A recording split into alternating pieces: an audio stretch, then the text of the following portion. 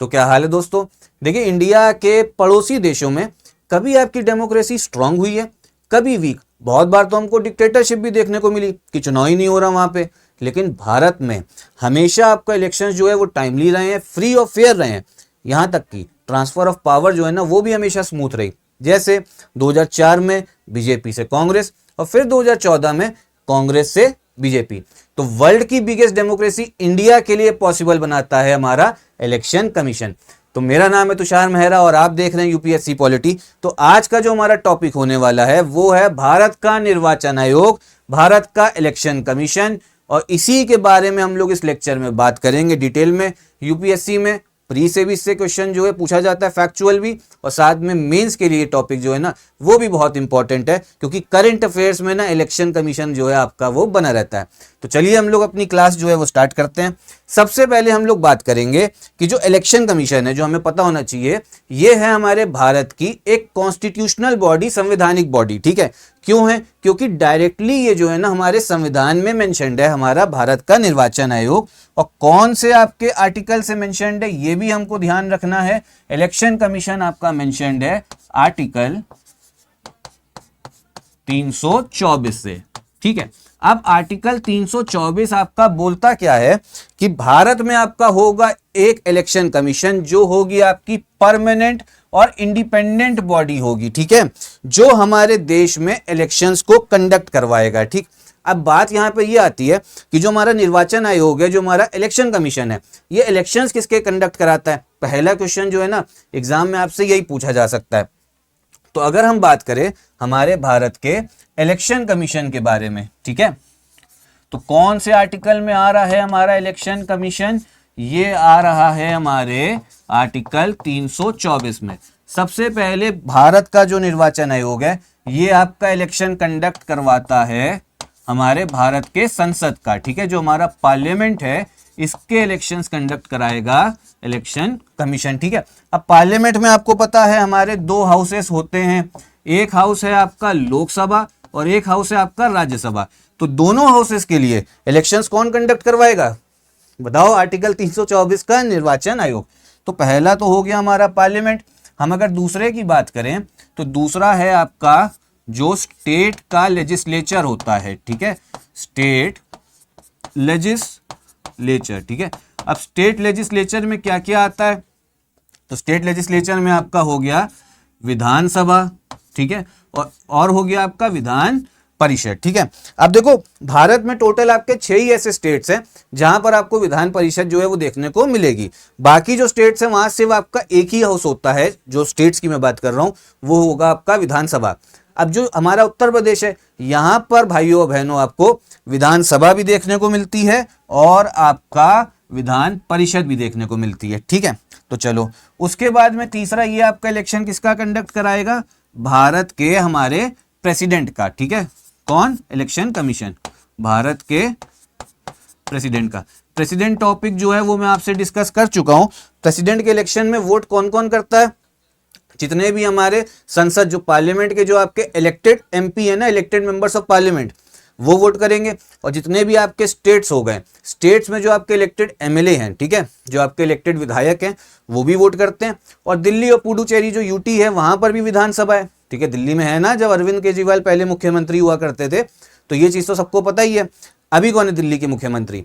तो वो है आपकी रेखा गुप्ता। ठीक है, वो बीजेपी से हैं।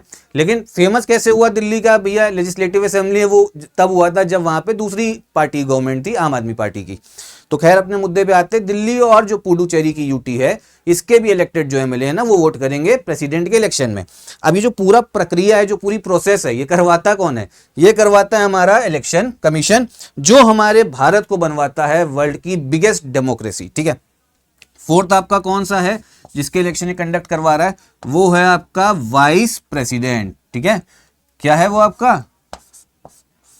वाइस प्रेसिडेंट का इलेक्शन। अब एक बार आप लोग ये ध्यान करो, वाइस प्रेसिडेंट के इलेक्शन में वोट कौन कौन कर रहा था? भाई वाइस प्रेसिडेंट के इलेक्शन में वोट कर रहे हैं आपके सिर्फ भारत के संसद के पार्लियामेंट के मेंबर ऑफ पार्लियामेंट, ठीक है, एमपी वोट कर रहे हैं, उसमें फिर आपका इलेक्टेड भी हो जाता था और फिर नॉमिनेटेड भी। जो ये स्टेट्स के जितने भी आपके विधायक है ना, एमएलए, इनका कोई भी काम नहीं होता है किसके इलेक्शन में, हमारे वाइस प्रेसिडेंट के इलेक्शन में, ठीक है। तो आपको 4 पॉइंट समझ में आया होगा कि जो इलेक्शन कमीशन है वो चुनाव किसका किसका कंडक्ट करवा रहा है भाई। पहला कंडक्ट करवा रहा है पार्लियामेंट का, लोकसभा, राज्यसभा। लोकसभा का चुनाव कैसे होता है, भारत में आपका भैया क्या बना जाता है, आपके अलग अलग जो है कॉन्स्टिट्यूएंसी होती है। जैसे हम लोग अगर उत्तर प्रदेश की बात कर ले, तो अब इसको एक बार बड़ा कर लेते हैं उत्तर प्रदेश को। यहाँ पर जो है ना आपकी कॉन्स्टिट्यूएंसी जो है बनाई जाएंगी, ठीक है, अलग अलग कॉन्स्टिट्यूएंसी बनी। जैसे यहाँ पर आपको पता है कि इधर आती है कौन सी, वाराणसी, ठीक है। अब वाराणसी में भैया बहुत सारे लोग जो है चुनाव लड़ेंगे, पीएम मोदी भी वाराणसी से चुनाव लड़ते हैं, ठीक है। फिर जो यहाँ पे जीतेगा वो इस सीट से होगा मेंबर ऑफ पार्लियामेंट। तो पूरा जो प्रोसीजर है बहुत लंबा होता है, वो इलेक्शन कमीशन करा रहा है। राज्यसभा के इलेक्शन में कौन आपका वोट करता है, इलेक्टेड एमएलए। बाकी जो आपका विधानसभा है इसमें भी मैंने आपको बता दिया जनता वोट करेगी। प्रेसिडेंट के इलेक्शन में आपके एमपी और एमएलए, और वाइस प्रेसिडेंट के केस में सिर्फ आपका एमपी। तो जो पूरी प्रोसेस है कौन करा रहा है, इलेक्शन कमीशन। इसलिए बताया 2 बार कि याद हो जाए, और उसके बाद जो है ना कभी भूलो ना, ठीक है। तो एक बार हम देख भी लेते हैं कि यहाँ पे लिखा क्या हुआ है। परमानेंट और इंडिपेंडेंट बॉडी है। क्यों इंडिपेंडेंट है, क्या इंडिपेंडेंस मिली हुई है, वो हम आगे देखेंगे। और डायरेक्टली कैसे बनी है, कॉन्स्टिट्यूशन ऑफ इंडिया से बनी है। कैसे, कॉन्स्टिट्यूशन ऑफ इंडिया से, तभी हम इसको संवैधानिक बॉडी बोलते हैं। क्या मेन काम है, फ्री और फेयर इलेक्शंस करवाना हमारे देश में। जो मैंने शुरू में आपको बताया कि भारत में क्यों आज भी डेमोक्रेसी, क्यों इलेक्शन टाइम पे होते हैं और कैसे पावर शिफ्ट भी हो जाती है, उसका सबसे बड़ा क्रेडिट जो है वो जाता है इलेक्शन कमीशन को। और भी लोग को क्रेडिट मिलना चाहिए, जैसे सिविल सर्वेंट्स को, जुडिशरी, लेकिन उसमें एक बड़ा रोल जो है हमारा निर्वाचन आयोग भी जो है वो प्ले करता है, ठीक है। बाकी अगर हम बात करें आर्टिकल 324, वो हमारे इलेक्शन कमीशन को पावर देता है कि वो पूरा जो चुनाव है किसका किसका है, अभी मैंने आपको बताया, पार्लियामेंट का, स्टेट लेजिस्लेचर का, ठीक है, स्टेट लेजिस्लेचर होगा, फिर आपके प्रेसिडेंट का, वाइस प्रेसिडेंट का, ठीक है। ये पूरी पावर किसको मिली हुई है, ये मिली हुई है हमारे इलेक्शन कमीशन को। तो मैं उम्मीद करता हूं यहां तक की बात जो है वो तो आपको अच्छे से समझ में आ गई होगी, ठीक है। अब हम आगे बात करते हैं कि जो इलेक्शन कमीशन है आपका, क्या वो आपके जो पंचायत हैं और जो नगर निगम है, पंचायत और म्यूनिसिपैलिटीज, जैसे आप अगर शहर में रह रहे होगे तो वहां पे आपको नगर निगम देखने को मिलेगा, नगर पालिका, पार्षद के चुनाव वगैरह आपने सुने होंगे, मेयर का इलेक्शन हो रहा है। गांव में रहते हो तो पंचायत के चुनाव के बारे में सुना होगा। तो क्या ये जो इलेक्शन है ये भी इलेक्शन कमीशन कंडक्ट करवाता है? नहीं। जो मैंने आपको 4 बताए ना, कौन कौन से, पार्लियामेंट, स्टेट लेजिस्लेचर, फिर आपका प्रेसिडेंट, वाइस प्रेसिडेंट, सिर्फ इसी का इलेक्शन करवाएगा आपका ईसी। बाकी जो अगर हम बात करें किसके, जो पंचायत के इलेक्शन है और जो म्यूनिसिपैलिटी के इलेक्शन है, जो नगर निगम, नगर पालिका, इनके भैया निर्वाचन आयोग से, आर्टिकल 324 से इनका कोई भी रिलेशन नहीं है। इसके लिए बना हुआ है आपका एक अलग से स्टेट इलेक्शन कमीशन, ठीक है। तो ये चीज ध्यान रखना। एक पॉइंट और है आपका कि जो इलेक्शन कमीशन है ना, ये है आपकी all India body. All India body का मतलब क्या हो गया कि पार्लियामेंट का इलेक्शन तो कंडक्ट हो ही रहा है, साथ में जितने भी आपके स्टेट्स हैं, ठीक है, स्टेट में भी यही करा रहा है, इलेक्शन कमीशन ही करा रहा है। चाहे यूपी का इलेक्शन हो, अभी जैसे आपका वेस्ट बंगाल का इलेक्शन हो रहा है, वहां पर भी निर्वाचन आयोग, मतलब सेंट्रल लेवल पे भी है, स्टेट लेवल पे भी है, इसीलिए इसे हम लोग क्या ऑल इंडिया बॉडी बोलते हैं। अब ये छोटे छोटे पॉइंटर्स है ना जो आपसे यूपीएससी पूछ सकता है, ये चीज ध्यान होनी चाहिए। यहां तक की तो चलो बात हमारी क्लियर हुई। अब हम बात करेंगे इसके कॉम्पोजिशन के बारे में। कॉम्पोजिशन जो है वो आपका आर्टिकल 324 में ही दिया हुआ है। कॉम्पोजिशन से मतलब है आखिर इलेक्शन जो इलेक्शन कमीशन है इसमें बैठता कौन है, इसमें मेंबर्स कौन कौन होते हैं। तो देखो इसमें बताया गया था कि एक होंगे आपके चीफ इलेक्शन कमिश्नर, ठीक है, ये संविधान ने बताया, ध्यान रखना। यूपीएससी आपसे पता है कैसे क्वेश्चन पूछेगा, according to constitution of India या अकॉर्डिंग टू पार्लियामेंट, ठीक है, कौन सा जो है स्टेटमेंट कॉन्स्टिट्यूशन के हिसाब सही है। तो ये जो बता रहा है ना मैं, वो भारत का संविधान बता रहा है। तो जो आपका चीफ इलेक्शन कमिश्नर है, ठीक है, तो कॉम्पोजिशन में क्या क्या आ गया, चीफ इलेक्शन कमिश्नर आ गए और बाकी इलेक्शन कमिश्नर्स जो आपके प्रेसिडेंट टाइम टू टाइम जो है फिक्स कर सकते हैं। मतलब 324 आर्टिकल 324 में ये तो लिखा ही हुआ है कि एक आपके चीफ इलेक्शन कमिश्नर जो हैं वो तो होंगे ही, एक चीफ इलेक्शन कमिश्नर होंगे, और बाकी इलेक्शन कमिश्नर अगर और रखने हैं तो वो रखे जा सकते हैं, ठीक है, टाइम टू टाइम। लेकिन उसको कौन डिसाइड करेगा कि कितने इलेक्शन कमिश्नर होने हैं? वो डिसाइड करेंगे आपके प्रेसिडेंट, ठीक है। कौन डिसाइड करेगा? वो डिसाइड करेंगे आपके प्रेसिडेंट। तो ये 324 आर्टिकल में लिखा हुआ है। इनकी अपॉइंटमेंट, ठीक है, इनकी नियुक्ति भी कौन कर रहा है? वो भी कर रहे हैं हमारे प्रेसिडेंट करते हैं नियुक्ति। सीधा सीधा एग्जाम में जो है क्वेश्चन आ जाता है। अब होता क्या है, इलेक्शन कमीशन की बात करें, चीफ इलेक्शन कमिश्नर है, जब वो अकेला है तब तो वही हेड है, हम ही राजा हैं, हम ही महाराजा हैं, हम ही वकील हैं, हम ही जज हैं, ठीक है। बाकी इलेक्शन कमिश्नर आ गए, फिर क्या होगा? तब जो आपका चीफ इलेक्शन कमिश्नर है ना, वो एज अ हेड काम करता है, ठीक है। और फिर जितने भी डिसीजंस होते हैं वो मेजोरिटी से लिए जाते हैं। जैसे इस समय पे आपका जो निर्वाचन आयोग है वो 3 मेंबर बॉडी है, ठीक है, 3 मेंबर्स हैं उसमें, एक चीफ इलेक्शन कमिश्नर है, 2 आपके इलेक्शन कमिश्नर हैं, ठीक है। अब इसमें होगा क्या ना, कोई भी उनको डिसाइड करना है। जैसे बंगाल में चुनाव कब से कराना था, यूपी के इलेक्शन कब से होंगे, तो जो डिसाइड होता है ना, तीनों लोग अपना मेजोरिटी से डिसाइड करते हैं। अगर 2 इलेक्शन कमिश्नर्स ने भी बोल दिया ना कि ये इस डेट को कराना चाहिए, तो फिर चीफ इलेक्शन कमिश्नर को बात माननी पड़ेगी, क्योंकि हर चीज कैसे हो रही है? मेजोरिटी से हो रही है, ठीक है। तो आपको समझ में आया? जब ईसी अपॉइंट हो जाएगा, इलेक्शन कमिश्नर की बात है, तो चीफ इलेक्शन कमिश्नर जो है वो एज अ चेयरमैन जो है काम करता है। और प्रेसिडेंट को यह भी पावर दी गई है कि अगर मान लो कामकाज ज्यादा है तो वो प्रेसिडेंट जो है रीजनल कमिश्नर्स जो है उनको भी अपॉइंट जो है कर सकते हैं। किसको? रीजनल कमिश्नर्स को। तो ठीक है, यहां तक की बात समझ में आ रही है नहीं आ रही? क्या क्या पढ़ लिया, एक बार रिवाइज कर लो कि इलेक्शन कमीशन जो है किसके इलेक्शंस आपके कंडक्ट करवा रहा है। पार्लियामेंट हो गया, state legislature, president, vice president, ठीक है। उसके बाद में ऑल इंडिया बॉडी है, क्या पंचायत और म्यूनिसिपैलिटी के इलेक्शन कंडक्ट करवाता है? नहीं करवाता, ठीक है। फिर मैंने आपको बताया क्या इसका कॉम्पोजिशन है, एक चीफ इलेक्शन कमिश्नर होगा और एक अब बाकी जो है आपके इलेक्शन कमिश्नर्स हो सकते हैं। जैसे आपका प्रेसिडेंट जो है वो टाइम टू टाइम मतलब फिक्स कर सकते हैं, ठीक है। अभी हम इसकी एक ब्रीफ हिस्ट्री भी देखते हैं। ब्रीफ हिस्ट्री जो है ना वो भी इंपॉर्टेंट है। लो भैया आ गई ब्रीफ हिस्ट्री, ठीक है।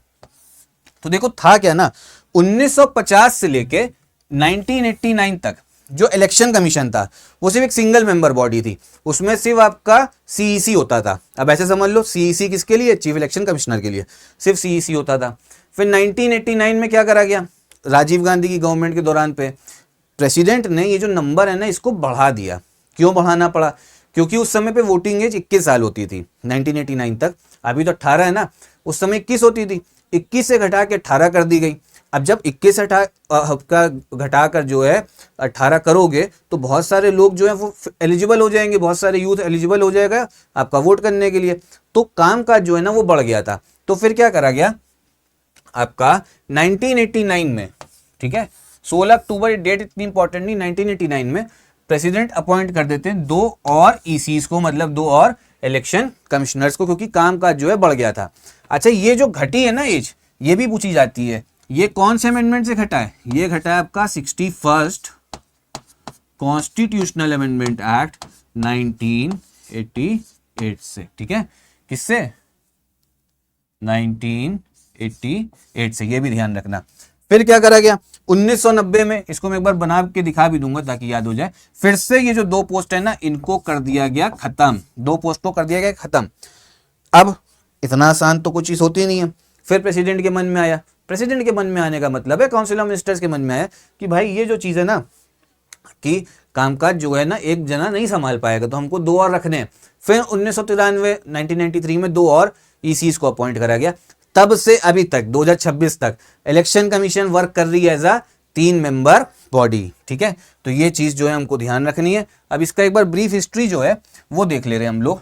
अच्छा, 1950 में बनता है आपका इलेक्शन कमीशन और 1989 तक, 15 अक्टूबर 1989 तक ये काम करेगा as a single member body, ठीक है। सिंगल मेंबर बॉडी का मतलब हो गया इसमें सिर्फ एक चीफ इलेक्शन कमिश्नर जो है ना सिर्फ वही होंगे, ठीक है।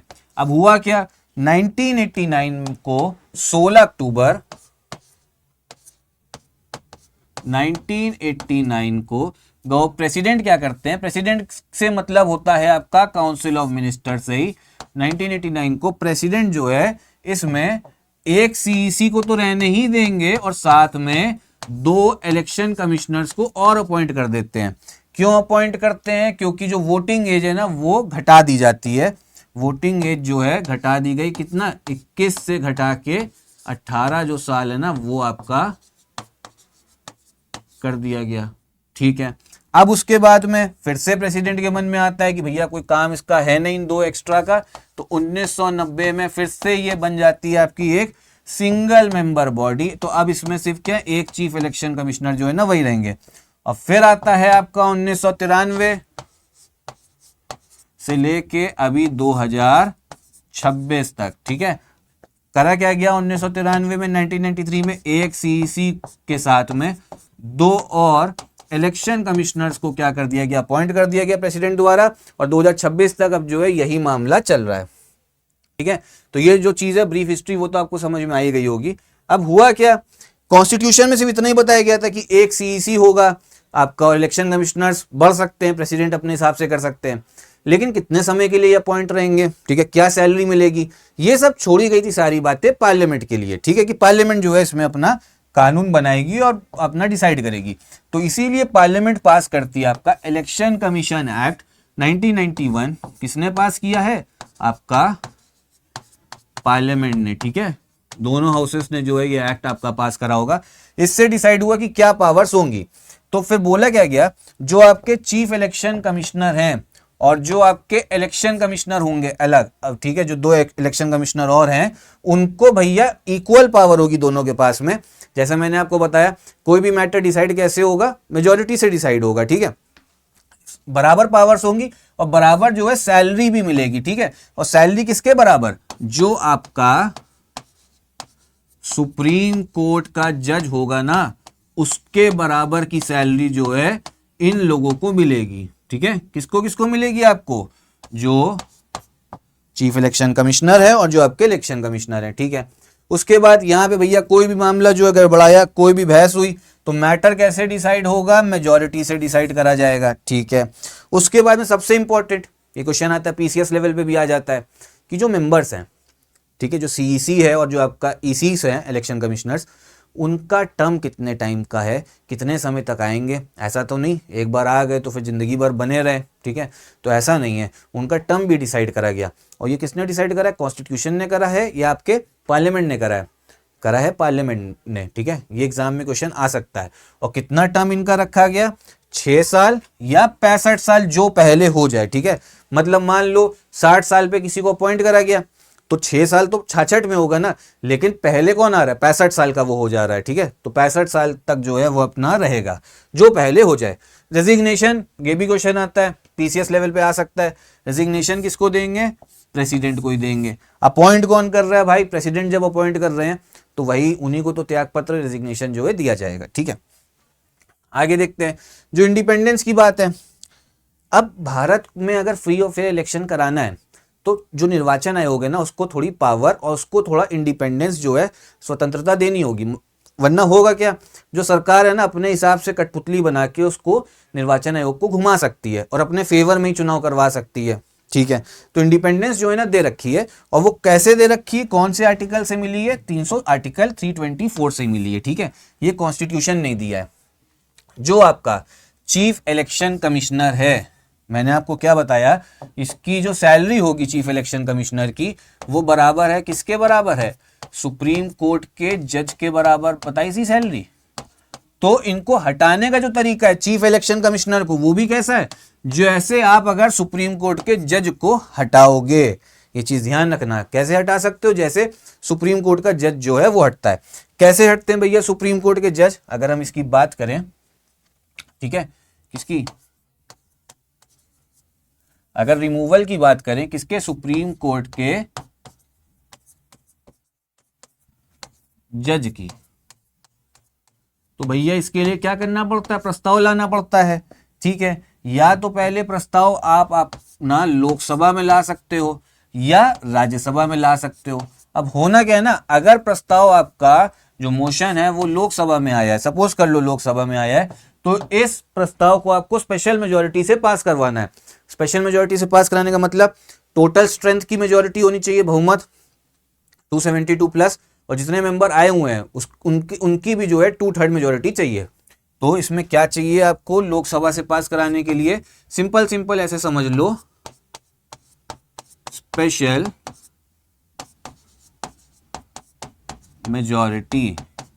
ये आपके इस केस में भी चाहिए, किसमें? राज्यसभा के केस में भी जो है हमको चाहिए। अब स्पेशल मेजॉरिटी का मतलब क्या होता है? 2/3 आप लोग जो है समझ सकते हो ऑफ टोटल मेंबरशिप। अब अगर इसको लोकसभा भी जो है पास कर दे, कितने से? 2/3 मेजॉरिटी से, फिर ये जो प्रस्ताव है आपका जाएगा राज्यसभा में। अगर राज्यसभा भी पास कर दे कितने से? 2/3 मेजॉरिटी से, तो जो हमारे सुप्रीम कोर्ट के जज है ना वो हट जाते हैं। और अगर इस तरीके से सुप्रीम कोर्ट के जज हट सकते हैं तो चीफ इलेक्शन कमिश्नर जो है वो भी हट जाएंगे। किस तरीके से? ये जो आपका इम्पीचमेंट है, जो आपका क्या कहते हैं, रिमूवल तरीका है, ठीक है। तो ये होता है आपका तरीका किसके लिए? चीफ इलेक्शन कमिश्नर के लिए। अब तरीका टफ है, ऐसे समझ सकते हो, कोई भी आज तक का जो सुप्रीम कोर्ट का जज है ना वो इम्पीच नहीं हुआ। प्रोसीडिंग्स चली हैं, लेकिन होता क्या, कंप्लीट होते होते वो खुद ही रिजाइन कर देते हैं। तो कभी भी कोई पूरी प्रोसेस जो है ना किसी भी जज पे हुई नहीं है।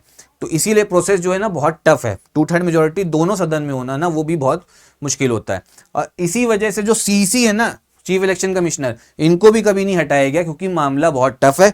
इसी वजह से इनके मन में डर तो नहीं है ना कि हमको हटा दिया जाएगा, तो स्वतंत्र होकर, इंडिपेंडेंट होकर अपना काम कर सकते हैं, ठीक है। चलो आगे देखो, जो इनकी सर्विस कंडीशंस हैं उसको जो है ऐसा नहीं है डिसएडवांटेज में ला दो इनके अपॉइंटमेंट के बाद में। मतलब पहले बोला सैलरी 2 लाख होगी, जैसे अपॉइंट हो गए नहीं सुन रहे सरकार की, तो सरकार कहे कि सैलरी 1 लाख करो, तो ऐसा कुछ नहीं हो सकता, ठीक है। अब बाकी जो इलेक्शन कमिश्नर हैं या आपके रीजनल कमिश्नर हैं, ठीक है, ये कभी भी रिमूव हो सकते हैं ऑफिस में अगर सीईसी बोल दे कि इनको हटाओ। कुल मिला के कहने की बात यहां पर यह है कि जो सिक्योरिटी ऑफ टेन्योर मिल रखा है, ठीक है, जो सिक्योरिटी मिल रखी है कि भैया आप स्वतंत्र होकर काम करो, वो सिर्फ मिल रखी है आपके सीईसी को। जो बाकी आपके इलेक्शन कमिश्नर है ना 2, इनके पास में क्या कोई सिक्योरिटी है टेन्योर की? नहीं है। ये चलेंगे, कोई सिक्योरिटी है? नहीं है। ये चलेंगे किसके हिसाब से? इनको चलना पड़ेगा चीफ इलेक्शन कमिश्नर के हिसाब से। भले ही बराबर पावर है, बराबर सैलरी है, लेकिन चलेंगे इन्हीं के हिसाब से। अगर सीईसी ने बोल दिया ना प्रेसिडेंट को कि हटाने को इनको कि हटा दो, तो प्रेसिडेंट को हटाना भी पड़ेगा। इसीलिए ज्यादा मजबूत कौन है, ज्यादा पावरफुल कौन है? Chief election commissioner. और इस समय पे चीफ इलेक्शन कमिश्नर की अगर हम बात करें ना तो वो ये हैं आपके ज्ञानेश कुमार जी, ठीक है, ज्ञानेश कुमार जी हैं। इनको लेके काफी जो है न्यूज बनी भी रहती है, डिबेट भी चलती रहती है। अभी मैं आगे समझाता हूँ, ठीक है। तो ये रिमूवल हो गया। अच्छा, अब गवर्नमेंट जो आपका ऑपोजिशन पार्टीज है ना वो इनके खिलाफ में भी जो है इम्पीचमेंट प्रोसीजर ले आई, जो मैंने आपको बताया अभी कि किस तरीके से हटाया जा सकता है। ऑपोजिशन पार्टी लाई थी इनके खिलाफ में इम्पीचमेंट। अब आपको क्या लगता है 2/3 मेजोरिटी क्या अपोजिशन कांग्रेस पार्टी के पास में होगी लोकसभा या राज्यसभा में? नहीं होगी। अगर होती तो वो खुद ही सरकार में रहती। तो इनके खिलाफ लाए थे, लेकिन जो है आपका वो पास नहीं हो पाया, ठीक है। बस ये होता क्या ना, सिंबॉलिक होता है कि भाई हम तुम्हारे तरीके से खुश नहीं है, आप जिस हिसाब से काम कर रहे हो। और आज तक किसी पर भी ये फॉर्मल इम्पीचमेंट प्रोसीजर आया है? नहीं आया है, ठीक है। किसी पर भी फॉर्मल इम्पीचमेंट प्रोसीजर नहीं आया आज तक, ठीक है। किसी भी सीईसी पे नहीं हुआ, ये पहले थे आपके। उसके बाद में कुछ फ्लॉ भी हमारे सिस्टम में है। किसको लेके फ्लॉ है? आपके इलेक्शन कमीशन को लेके, कि जो मेंबर्स बन सकते हैं सीईसी और ईसी की बात करा जाए, कोई भी आपका क्वालिफिकेशन कॉन्स्टिट्यूशन नहीं बताता है। कोई भी आपका जो क्वालिफिकेशन है वो नहीं है, ना ही लीगल, ना ही एजुकेशनल, ना ही एडमिनिस्ट्रेटिव, ना ही जुडिशियल। गवर्नमेंट का जिसका मन होता है, जिसको मन होता है उसको वो अपॉइंट कर सकते हैं। साथ में टर्म भी नहीं बताएगा। ये तो हमारा इलेक्शन कमीशन एक्ट आया जो पार्लियामेंट ने पास करा, उसके द्वारा पता लगा है। और फिर जो एक बार इलेक्शन कमिश्नर है रिटायर हो सकता है, रिटायर हो जाए उसके बाद भी उन पे कोई रोक नहीं है कि फिर से जो है अपॉइंटमेंट हो जाए। क्योंकि होता क्या है ना, फिर से अगर अपॉइंटमेंट चाहिए आपको इलेक्शन कमिश्नर को, तो वो थोड़ा गवर्नमेंट के फेवर में ही काम करेगा। तो इससे आपका जो फ्री और फेयर इलेक्शन है ना थोड़ा गड़बड़ हो सकता है, तो इसको रोक लगानी चाहिए थी। फिर उसके बाद में सब मामला ठीक चल रहा था। सुप्रीम कोर्ट क्या बोलता है, कब? आपका 2023 में अनूप बरनवाल केस में सुप्रीम कोर्ट ने भैया एक बहुत इंपॉर्टेंट टिप्पणी दी हमारे इलेक्शन कमीशन की इंडिपेंडेंस को बरकरार रखने के लिए। सुप्रीम कोर्ट ने यह बोला कि जो अपॉइंटमेंट है सीईसी की और ईसी की, चीफ इलेक्शन कमिश्नर की, इलेक्शन कमिश्नर की, वो एक कमेटी डिसाइड करेगी। अपॉइंट अभी भी प्रेसिडेंट करेंगे, लेकिन जो कमेटी जिसका नाम देगी उसी को प्रेसिडेंट को अपॉइंट करना होगा। पहले क्या हो रहा था इस केस के पहले, अपॉइंट प्रेसिडेंट ही कर रहे थे, लेकिन सरकार, prime minister, council of ministers, जिसका मन होता था उसको अपॉइंट करवा देते थे, नाम भेज देते थे। आर्टिकल 74 वो तो मैं आपको पढ़ा ही चुका हूं कि प्रेसिडेंट को मानना पड़ेगा। सुप्रीम कोर्ट ने बोला कमेटी डिसाइड करेगी कौन जो है आपका इलेक्शन कमिश्नर बन सकता है, सीईसी, और उस कमेटी में होंगे 3 लोग। एक होंगे आपके प्राइम मिनिस्टर, एक होंगे आपके लीडर ऑफ ऑपोजिशन, और एक होंगे आपके चीफ जस्टिस ऑफ इंडिया। कौन कौन? पीएम, लीडर ऑफ आपका ऑपोजिशन और चीफ जस्टिस ऑफ इंडिया। 3 लोग होंगे, 3 लोग डिसाइड करेंगे। अब लेकिन यहां पे गड़बड़ थी। अगर ये दोनों लीडर ऑफ ऑपोजिशन और चीफ जस्टिस ऑफ इंडिया चाहें तो अपने हिसाब से कोई कैंडिडेट को इलेक्शन वो अपॉइंट करवा सकते हैं। सरकार की इसमें इतनी जो है हो सकता है कि उनकी बात ना सुनी जाए प्राइम मिनिस्टर की, अगर 2 मेजोरिटी से पड़ जाए। तो इसीलिए गवर्नमेंट ने क्या करा, गवर्नमेंट एक नया एक्ट ले आई, पार्लियामेंट में पास करा दिया, सीईसी और ईसी एक्ट 2023। इसमें यह बोला गया कि भैया जो सिलेक्शन कमेटी है, जो पहले आपके में कौन है, प्राइम मिनिस्टर है, लीडर ऑफ ऑपोजिशन और चीफ जस्टिस ऑफ इंडिया। अब इस कमेटी में किसको हटा दिया, इस कमेटी में चीफ जस्टिस ऑफ इंडिया को हटा दिया, रखा किसको गया, प्राइम मिनिस्टर को, लीडर ऑफ ऑपोजिशन को, और एक होंगे आपके कैबिनेट मिनिस्टर।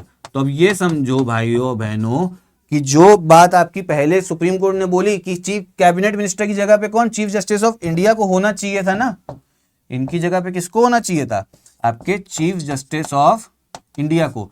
अब चीफ जस्टिस ऑफ इंडिया है नहीं। अब यहां पर ये बताओ, इस कमेटी में 3 लोग हैं, PM, leader of opposition, cabinet minister. तो ये और ये तो एक ही पार्टी में है ना।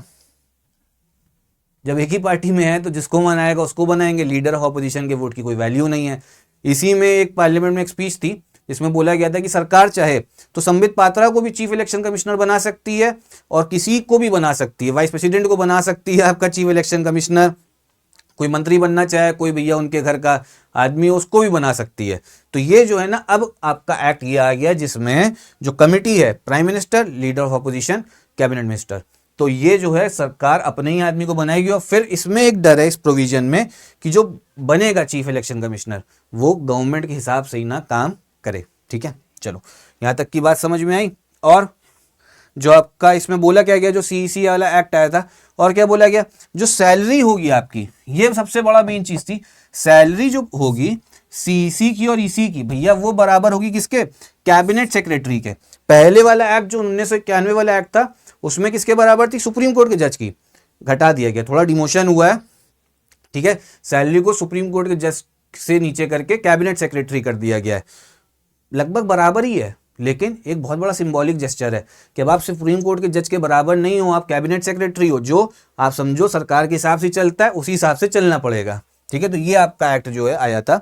और फिर यही बोला गया जो सीईसी है भैया वो वैसे ही रिमूव होंगे सुप्रीम कोर्ट के जज की तरीके, और बाकी ईसी किसके रिकमेंडेशन में, चीफ इलेक्शन कमिश्नर के, जैसे पहले चल रहा था।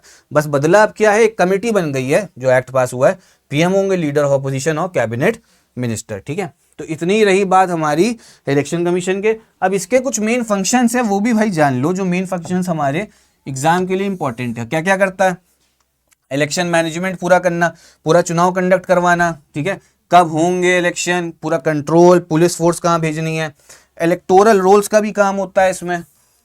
जैसे आपने अभी जो है पहला हो गया इलेक्शन मैनेजमेंट, दूसरा electoral rolls.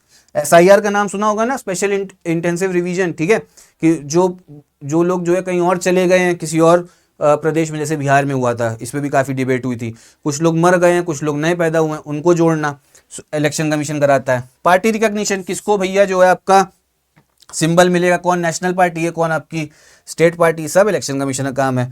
Model code of conduct, जब चुनाव की डेट घोषित हो जाती है ना तो आचार संहिता MCC model code of conduct लागू होता है।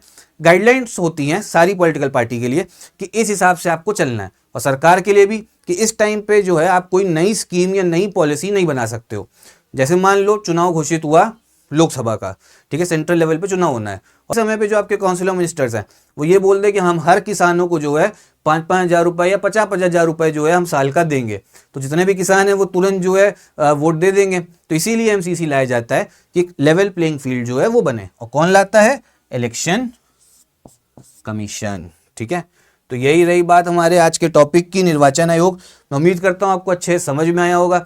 भारत में जो अभी भी डेमोक्रेसी मेंटेन्ड है उसमें बहुत बड़ा रोल निर्वाचन आयोग का है, जो हर तरीके से इलेक्शन को सही से कंडक्ट करवाता है, मॉडल कोड ऑफ कंडक्ट, ताकि सब लोगों को एक लेवल प्लेइंग फील्ड मिल सके, पॉलिटिकल पार्टीज को, और आपका इलेक्टोरल रोल्स को भी पूरा मैनेज करने के लिए जिम्मेदारी किसकी है? इलेक्शन कमीशन की। साथ में इंडिपेंडेंस पे भी बात कर ली, अनूप बरनवाल केस भी हो गया, जो नया एक्ट आया है वो भी आपके एग्जाम के लिए काफ़ी इंपॉर्टेंट है। बाकी आगे कौन सा टॉपिक लाया जाए आपके एग्जाम के लिए कमेंट बॉक्स में बताइएगा ज़रूर। और साथ में यूपीएससी का कंप्लीट कोर्स जो है वो चल रहा है प्री और मेंस के लिए, आप ज्वाइन करके कंप्लीट तैयारी जो है कर सकते हैं।